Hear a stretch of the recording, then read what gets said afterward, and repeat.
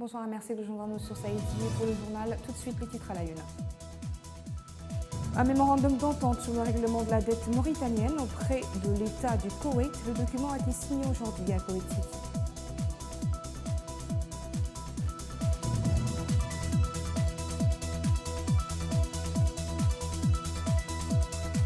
Le vice-président du parti APP annonce sa candidature à l'élection présidentielle de juin 2019. Abdallah El Attiq l'a officiellement annoncé hier lors d'un meeting à Nouakchott.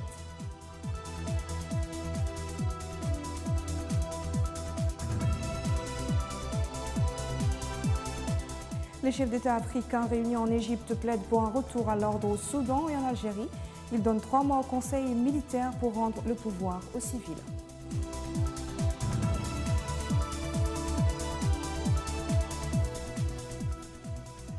Voilà pour les titres, bienvenue à vous. Si vous nous rejoignez sur Saïd TV, un mémorandum d'entente sur le règlement de la dette mauritanienne contractée auprès de l'État du Koweït a été signé aujourd'hui à Koweït City par le ministre de l'économie et des finances, Morta Oulijay, et le docteur Nafed Fellah Moubarak El Hajwari, ministre des Finances plutôt koweïtien. Ce mémorandum s'inscrit dans le cadre du désir des deux parties de renforcer les liens de coopération bilatérale. Les deux ministres ont souligné à cette occasion la nécessité du renforcement de cette coopération à travers l'échange de visites et de la prospection de nouveaux domaines tels que le développement économique et social et les infrastructures. Le vice-président du parti APP a annoncé hier à l'ancienne Maison des Jeunes à Nouakchott sa candidature à l'élection présidentielle de juin 2019. Abdallah El Attiq Ould Iyahi s'est engagé à assurer une redistribution équitable des richesses du pays et de réformer le secteur agricole en restituant aux pauvres leurs terres cédées par les précédents régimes, a-t-il déclaré. Il a passé en revue les grandes lignes de son programme électoral, essentiellement articulé sur l'économie, la politique, l'unité nationale et le développement local. OPA Africa, une plateforme africaine de mise en relation d'affaires, a organisé ce matin au Palais des Congrès à Nouakchott la première édition du Salon de la communication et de l'industrie graphique. Cette rencontre qui regroupe des professionnels de la communication a pour objectif de rendre plus visibles les compétences nationales en matière de nouvelles technologies de communication. Hamaoula Jagana. Plus de 2000 participants ont été attendus à cette première édition du Salon de la communication et de l'industrie graphique. Organisé par OPA Africa, ce salon regroupe les professionnels de la communication pour promouvoir leur expertise, d'où le thème de cette rencontre, comment booster sa notoriété par la communication.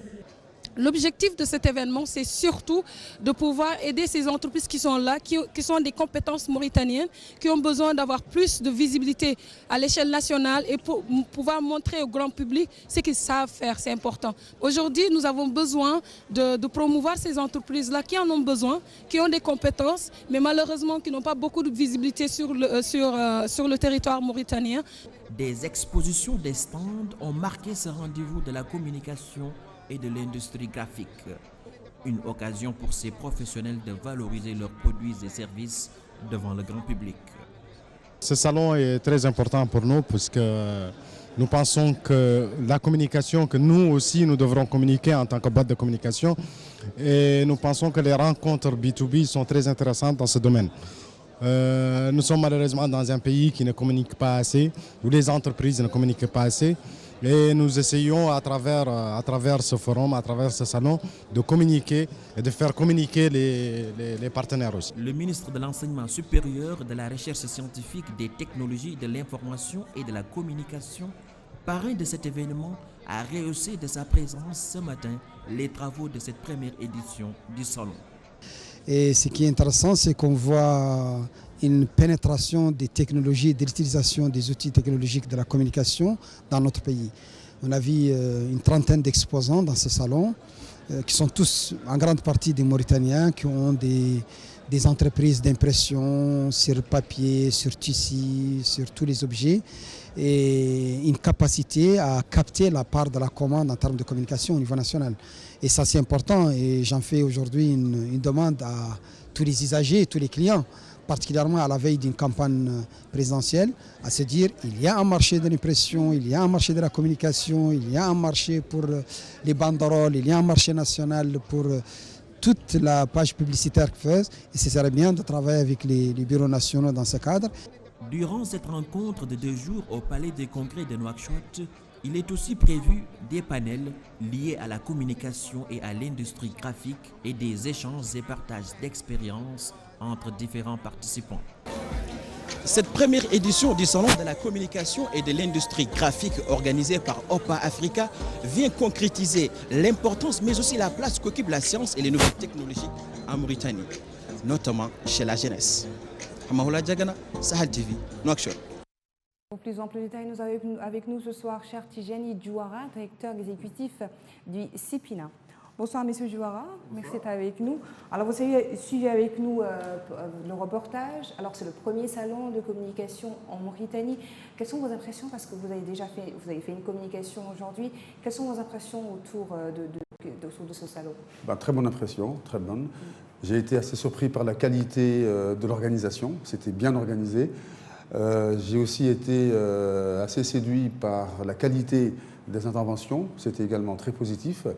J'ai aussi été séduit par la présence aussi d'un public très nombreux, et même de quelques autorités. Donc c'était vraiment très bien. Très bonne impression. Et puis également aussi un chapiteau bien placé avec pas mal de stands avec beaucoup d'innovation. Donc j'ai trouvé vraiment que c'était très bien. C'est très bien pour une première édition, c'était vraiment excellent. Et que pensez-vous d'OPA Africa, la structure qui a organisé ce salon? Je pense que c'est très bien, c'est une très bonne initiative parce qu'il est important que les investisseurs puissent venir en Mauritanie. C'est important que le dynamisme économique de la Mauritanie soit mis en avant. Et puis des acteurs comme OPA Africa sont des acteurs importants. Et donc il est tout à fait nécessaire, pour moi en tout cas, que cette initiative continue, qu'il y ait une deuxième édition, une troisième, une quatrième. Donc c'est vraiment une opportunité vraiment d'affaires à saisir. Là, je vous parle en tant que, sous votre casquette d'expert en la communication. On sait que la Mauritanie avance quand même dans ce domaine. Les gens ont tendance à être exigeants maintenant. Où en est la communication vraiment, le domaine des nouvelles technologies et de la communication en Mauritanie? Alors, d'une manière globale, la tendance est plutôt bonne. Il y a beaucoup de jeunes. On va dire qu'au niveau de la jeunesse, tout le monde aujourd'hui utilise les nouvelles technologies de communication. Donc, il y a un bouillonnement, il y a effectivement une maîtrise de plus en plus intéressante de ces outils de communication qui sont nécessaires à tout projet, à tout pays. Et donc aujourd'hui, en Mauritanie, comme ailleurs, en Afrique, la jeunesse notamment s'est emparée de ces nouvelles technologies et donc en a fait presque, on va dire, un instrument pratiquement incontournable. Donc c'est vraiment très important de souligner cet aspect-là. Donc en Mauritanie, eh bien, les choses avancent aussi bien dans ce domaine-là. Alors, il y a également effectivement beaucoup de choses encore à améliorer au niveau de la communication. Les choses qu'il faut revoir pour être vraiment à un niveau supérieur. Tout à fait. Alors, on a parlé, donc ce matin, moi je suis intervenu sur la communication institutionnelle et à ce niveau-là, évidemment, la Mauritanie doit encore faire des progrès. J'ai expliqué la différence entre la communication institutionnelle et la communication commerciale. Les méthodes sont différentes, les approches ne sont pas les mêmes, etc. Alors, au niveau communication institutionnelle, évidemment, il y a encore beaucoup de travail à accomplir, mais cela dit, il faut professionnaliser le secteur de la communication en Mauritanie. Et je crois qu'à ce niveau-là, justement, des formations sont importantes, des échanges avec des partenaires avec des partenaires étrangers, c'est également très important. Donc il faudrait vraiment mettre en place toute une stratégie globale de communication de façon à ce que cette partie-là, la communication institutionnelle, puisse être effectivement quelque chose d'extrêmement important et développé pour que la Mauritanie puisse jouer un rôle important à ce niveau-là, un rôle de leader dans la sous-région. Vous dirigez le COMUD que vous présidez. Est-ce que vous pouvez nous en parler brièvement? Alors, donc, la COMUD est un mouvement citoyen que j'ai lancé il y a quelques temps et qui a pour objectif de défendre l'unité nationale et de participer au développement économique du pays. Donc nous allons travailler dans ce sens-là. C'est un mouvement citoyen qui a décidé de soutenir un candidat, en l'occurrence M. Razouani. Pourquoi? Parce que nous voulons que la stabilité et la sécurité de ce pays soient assurées par quelqu'un qui a de l'expérience. Hein, et donc la COMUD se veut donc un mouvement rassembleur. Nous rassemblons toutes les ethnies, toutes les couches sociales de ce pays-là. Et notre discours est évidemment de dire que nous devons être unis, nous devons être ensemble pour tirer la Mauritanie vers le haut, vers le développement. Pour retourner un petit peu dans le domaine de la communication, quel conseil vous auriez, vous expérimenté que vous êtes, quel conseil vous auriez à donner à ces jeunes qui se sont lancés déjà dans la communication et ceux qui veulent se lancer? Parce que déjà, les gens ont tendance à un petit peu ne pas faire disons, il y a un amalgame des fois entre la communication institutionnalisée justement et la communication avec la télévision. Donc il y a différents plans dans le domaine de la communication. Quel conseil vous aurez à donner à ces jeunes? Ben écoutez, c'est ce qu'on donne comme conseil à tous les jeunes, hein, quel que soit le pays. Donc c'est déjà la formation. C'est important déjà à la base que les jeunes aient déjà une bonne formation au niveau donc, des technologies de communication et d'information. Donc ça c'est très important. Il faut qu'il y ait des infrastructures aussi qui permettent aussi à ces jeunes-là de pouvoir aussi se former. Il faudrait aussi qu'il y ait des échanges, comme je le disais avant, avec des experts, des pays voisins, des pays qui viennent de plus loin. Profiter un peu donc de l'expérience des autres, faire un échange de bonnes pratiques. Donc ça c'est important. Donc je crois que ça, ce sont les principaux conseils qu'on peut donner évidemment aux jeunes qui se lancent dans la communication. Il faut être curieux aussi. Il faut aller, voilà, on peut aussi se former aussi parfois tout seul. Hein. On peut aller chercher sur Internet 2-3 infos. Aujourd'hui, il y a tout qu'on peut trouver sur Internet. Donc il y a vraiment différentes possibilités aujourd'hui de se former efficacement. Mais je pense que ce qui est primordial, c'est quand même de professionnaliser le domaine. C'est important parce que n'importe qui ne peut pas faire de la communication. N'importe qui ne peut pas être chargé de communication. On ne peut pas se réveiller un beau matin et puis s'improviser chargé de communication, responsable de communication, c'est pas possible. Ça demande quand même une certaine formation, une certaine professionnalisation. Merci beaucoup, Monsieur Chertijan, d'avoir répondu à nos questions. C'est un plaisir de vous avoir sur le plateau. Merci beaucoup. Dans le reste de l'actualité, plusieurs enseignants du secondaire affiliés au syndicat CIPES ont pris part aujourd'hui à une grève dans l'enceinte du ministère de l'Éducation nationale à Nouakchott. Ils réclament un logement décent, le versement des indemnités d'avancement, les salaires retenus indûment, des meilleures conditions dans les salles de classe, entre autres revendications. Les enseignants espèrent être mieux entendus avec cette grève de 3 jours qui a débuté hier. Les revendications sont les mêmes depuis la rentrée des classes. En octobre à ce jour, a déclaré un membre du CIPES, syndicat indépendant des professeurs de l'enseignement du secondaire. Aujourd'hui, nous avons constaté que l'éducation est délaissée. Les professeurs ne touchent pas des salaires qui leur permettent de vivre. Ils ne peuvent pas payer le loyer, ils ne peuvent pas payer les études de leurs enfants, ils ne peuvent pas tout simplement vivre correctement, ils survivent. Et aujourd'hui, nous demandons aux autorités de négocier avec nous pour au moins trouver un terrain d'entente qui nous permettrait d'améliorer les conditions de vie du professeur en général, qui aura une répercussion positive sur les élèves. Et ainsi, nous demandons au ministère de nous rencontrer et de discuter avec nous afin d'informer qui de droit, afin que nos problèmes soient solutionnés. Le vaccin HPV pour prévenir le cancer du col de l'utérus sera introduit bientôt en Mauritanie. Il est destiné aux filles de 9 ans. En perspective de cette introduction et pour sa mise en œuvre, les autorités organisent un plan de communication autour de ce vaccin pour qu'il soit bien accueilli par les populations. C'est RCDB.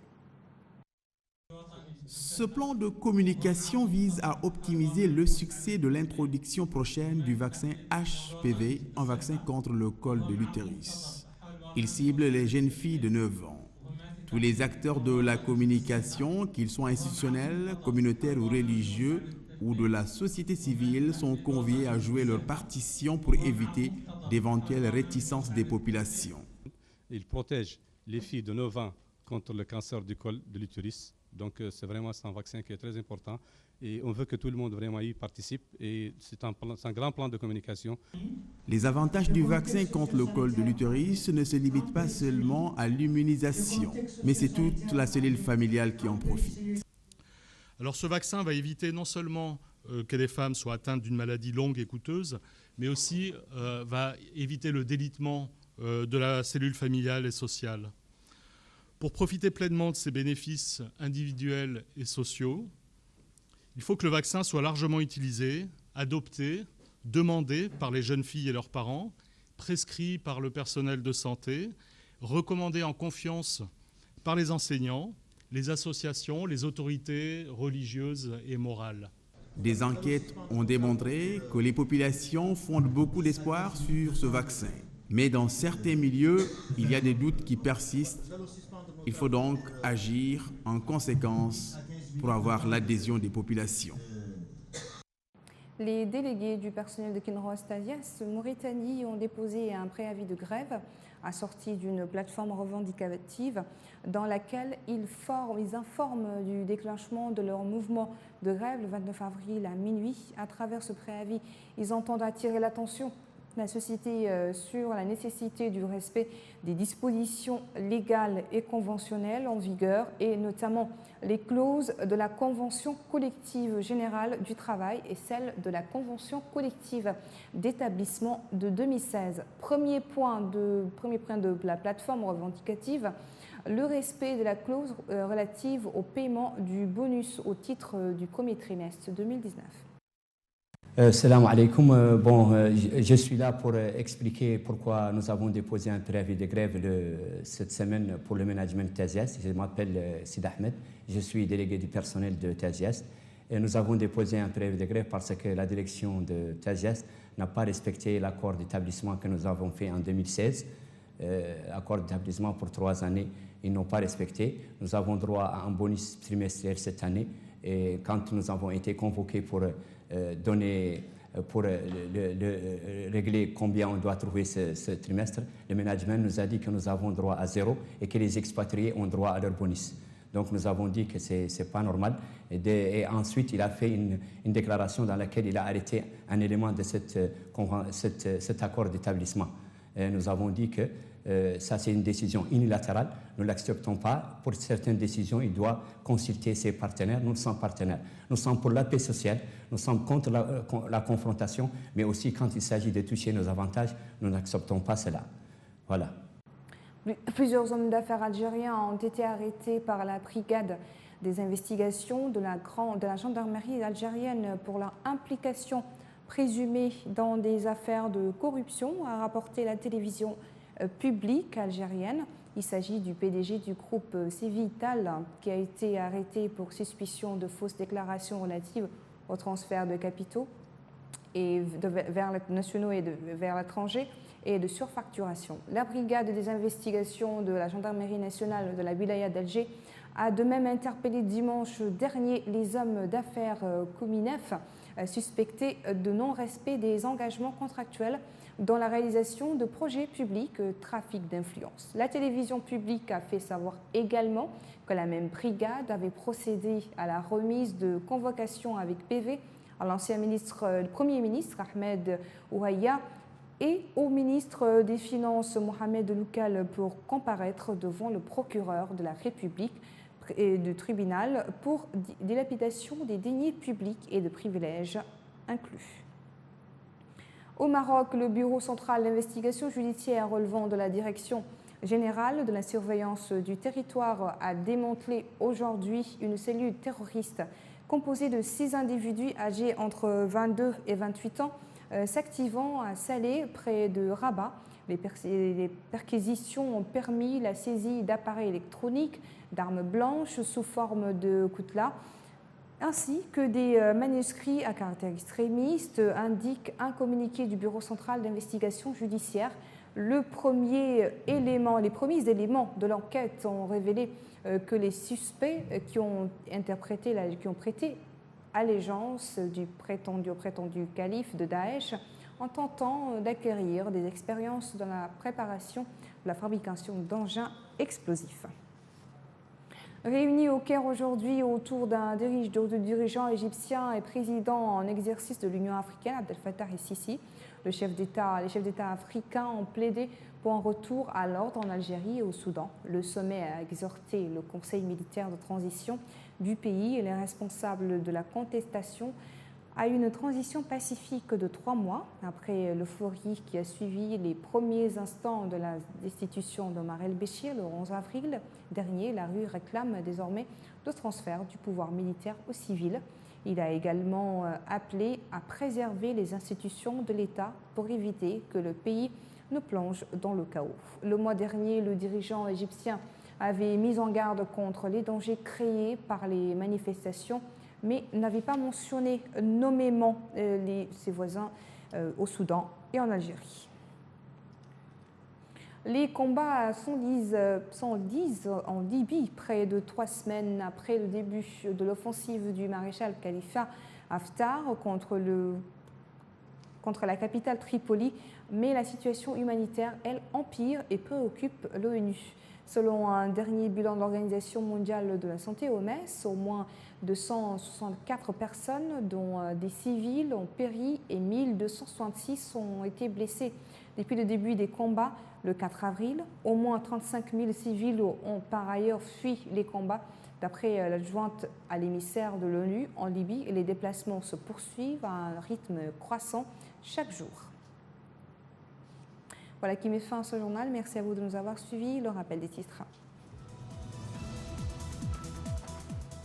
Un mémorandum d'entente sur le règlement de la dette mauritanienne auprès de l'État de Koweït. Le document a été signé aujourd'hui à Koweït City.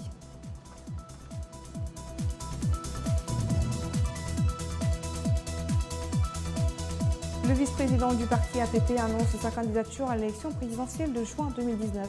Abdellahi El Atiq l'a officialisé hier lors d'un meeting à Nouakchott.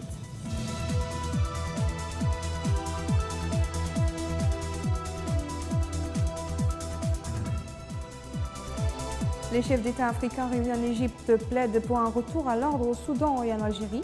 Ils donnent 3 mois au Conseil militaire pour rendre le pouvoir aux civils.